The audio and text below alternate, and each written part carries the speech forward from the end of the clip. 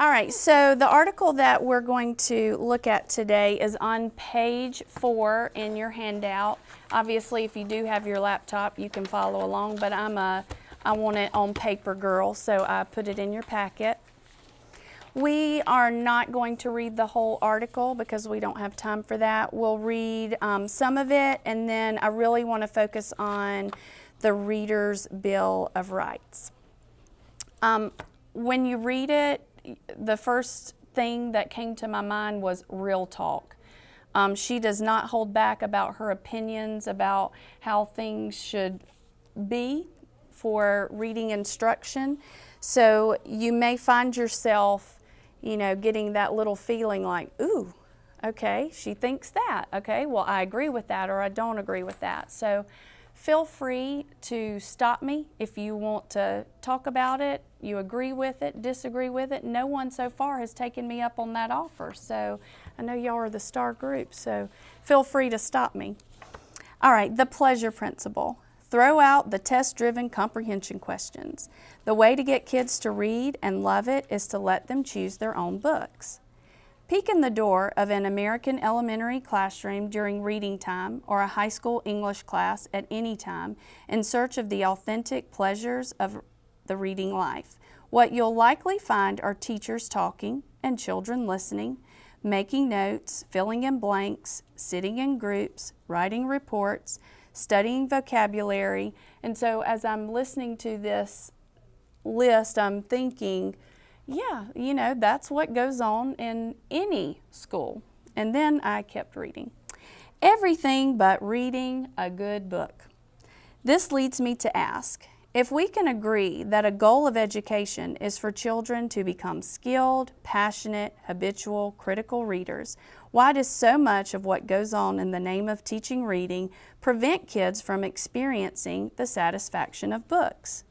Every day, smart, well-meaning teachers erect instructional roadblocks between their students and the pure pleasure of the personal art of reading. So right there, I kind of took offense to that, that she's saying that we're creating instructional roadblocks. Did that kind of touch some of you like, eh? There it is, the P word. I know because I felt it too. That there's a sense of uneasiness among teachers and parents about an approach like a reading workshop. Shouldn't there be some pedagogic strings attached here? Some paper and pencil and small group activities that look like schoolwork? Because otherwise, isn't reading class, too enjoyable? We need to get over it. See what I mean by real talk? When we teachers embrace our role as literate grown-ups who help children seek and find delight and enlargement of life in books, they have a good chance of growing into adults who enjoy and love reading. I want you to skip down to drop the acronyms, dear. Reading workshop is not SSR. It is not a study hall where we watch the clock with one eye as we drop everything and read. Teachers in a reading workshop are teaching readers for a lifetime. In brief lessons, we introduce new books and old favorites, tell about authors and genres, read aloud, and talk with kids about their reading rituals and plans. We teach about elements of fiction, and she goes on, to tell what people do in the workshop. Skip over to let them in on reader secrets. One of our primary goals as reading teachers is to eliminate or at least reduce frustration. We want to make reading easy. And I want to stop right there and just say that I know that has been one of the biggest roadblocks with my own personal child. He, in the past, has not loved reading because it was very frustrating for him. And I feel like, this year he's getting to the point where he is able to pick books that he can read. And so we're losing that frustration and he is beginning to want to read.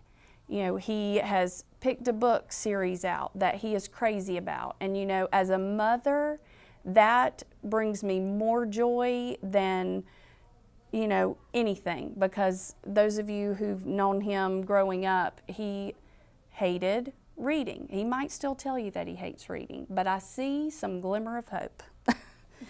In our workshops, teachers start by being honest with kids about what we do as readers. We acknowledge the guilt many of us grew up with, the feeling that there's a proper, rigorous way to read and that somehow we're not doing it right. So we can help our students navigate books with pleasure and confidence. At the beginning of the year, my students and I discussed Daniel Pinak's wonderful list of a reader's rights.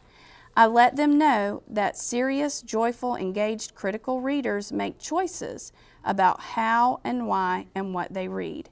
In reading workshop, children are encouraged to, and these may make your heart stop, skim, skip, and look ahead.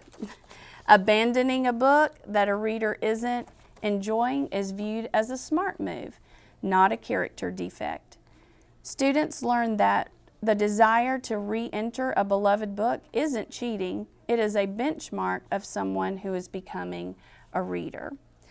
She goes on to tell about what workshop doesn't do, what it does do, and if you read no tests, no ice cream parties, she is not a fan of things like AR parties.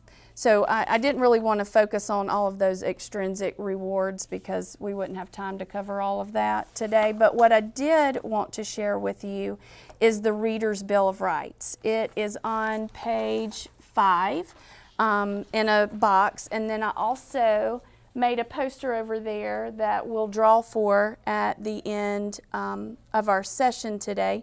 And if it's something you want, PE teachers, I know you may not care for it, we'll pick another name. You won't hurt my feelings if you don't take it.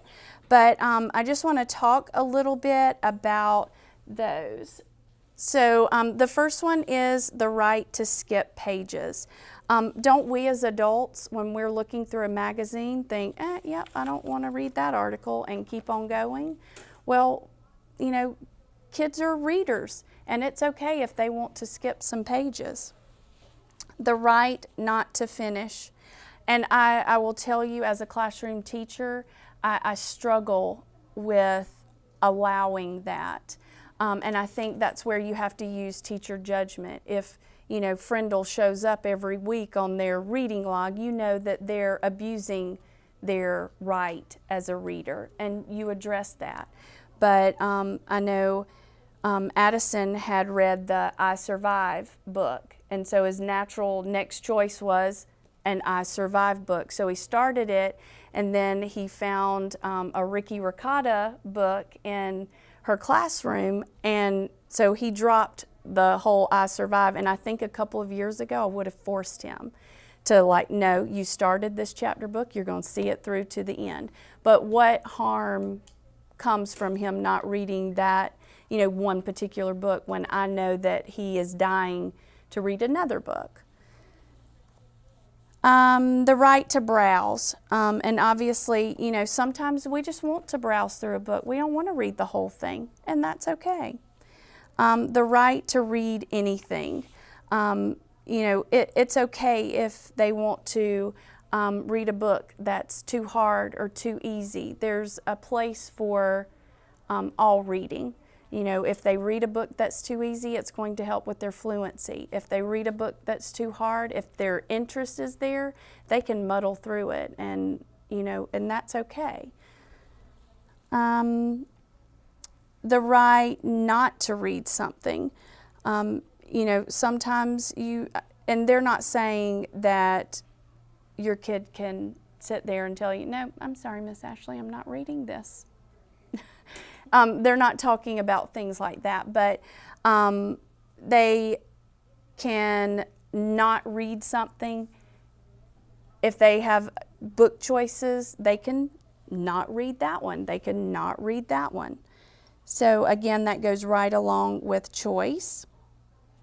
The right to escapism. Nothing can help me out when I'm stressed more than curling up with, you know, a book and losing myself in it. And kids need to know that, you know, that is one of their goals as a reader, is to find something that they are so interested in that they lose themselves in it. The right to read anywhere, and I think all of us, allow kids to read around the room, under our desk, wherever they can cozy up. The right to read out loud. As a classroom teacher, I struggled with that because inevitably they would go and sit next to the kid that was easily distracted. So my parents, bless them, they made me some whisper phones. You can buy them commercially, but they took PVC pipe and made me some, and they were large enough so if they were speaking above a whisper, it would hurt their ear. It was too loud, so they had to whisper. But it helped those kids who needed to read out loud in order to comprehend, and it was quiet enough that it didn't distract others. And then the last one is the right to not defend your taste. Addison didn't have to tell me why he didn't want to read the I Survive book, because that's his right as a reader, and we do those things as adults. We don't have to, I don't have to tell you, Carolyn, why I'm not reading this book. So just something for you to think about, and you might want to share with your kids.